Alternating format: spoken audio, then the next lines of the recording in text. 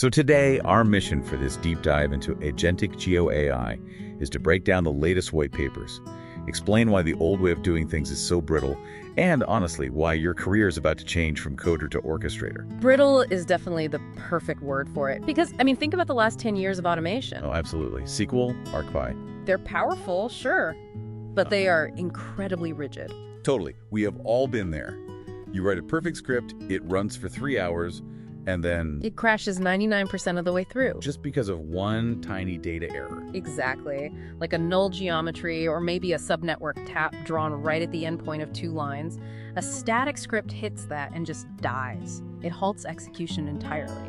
And we currently spend more time debugging the crash than we do actually analyzing the geography.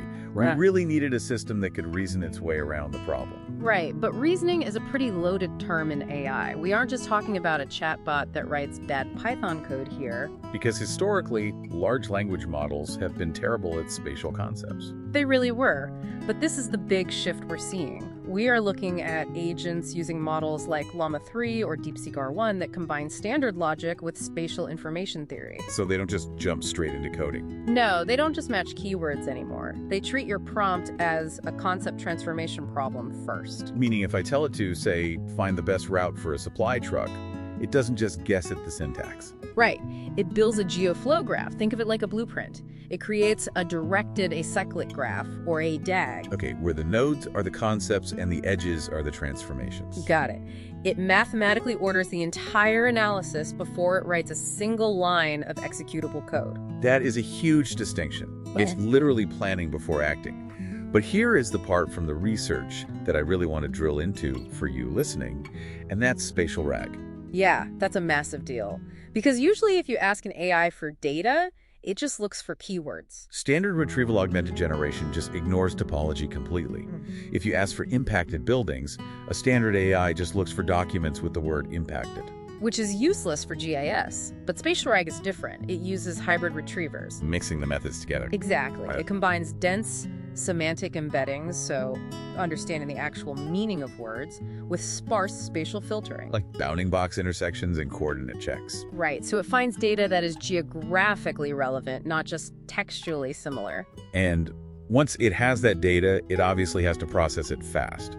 I saw mentions of H3 and S2 grids in the source notes. That's the execution engine. The agent actually handles the coordinate reference systems autonomously. Which is a huge headache save for us humans. No, absolutely. It maps everything onto discrete global grid systems, like Uber's hexagonal H3 grids, making the calculations insanely fast. So let's ground this for a second. What does this actually look like out in the wild? Disaster response is definitely the killer app right now. Imagine a centralized orchestrator. It pulls satellite imagery. Uses Meta's segment anything model? Yes, to autonomously classify flood damage and estimate financial loss instantly. Or utilities. The notes mention agents dynamically rerouting inspection crews in real time based on IoT sensor data. Right. A road closes, a sensor trips, and the agent adjusts the route for the crew. No human dispatcher needs to intervene at all. Okay, but I have to play devil's advocate here. We are trusting an LLM with real geography. These models are famous for hallucinating. Are we risking them just making up a fake road? That is the single biggest risk. Spatial hallucination. LLMs process text tokens. They don't natively see geometric planes. So without strict grounding, an agent will absolutely invent a pathway that doesn't exist. It will, so you have to trap it.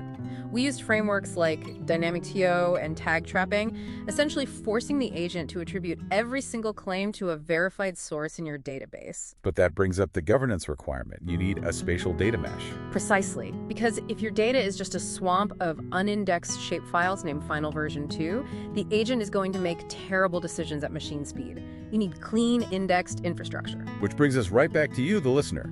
If the AI is doing the routing, the coding, and the math, what is actually left for the GIS professional? You stop being the builder and you start being the architect.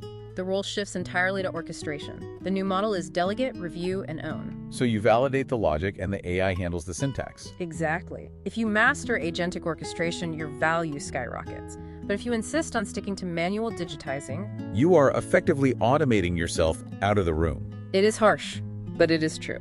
That is a lot to process. Take a look at your workflow today and ask yourself, are you the architect or just the bricklayer? And before we wrap, here is one final thought for you to chew on. Let's hear it. If agents are now autonomous orchestrators, what happens in a few years when your logistics agent starts autonomously negotiating spatial right-of-ways with a city planner agent, completely without human oversight? Now that is a wild scenario to think about. Something to mull over. Thanks for joining us on this deep dive. Catch you next time. Workflows. Thanks for watching. If you found this video helpful, give it a thumbs up, subscribe to the channel, and hit the bell icon to stay updated on the latest in AI and GIS. See you in the next video.